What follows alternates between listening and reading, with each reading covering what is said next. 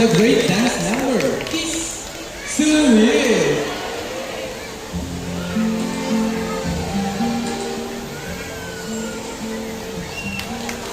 We hope you all enjoy spending your afternoon here at Aquatica with your newfound friends, the South American Sea Lions, Vincent and Ira. And we also hope that even after you leave, you will take this experience with you wherever you go.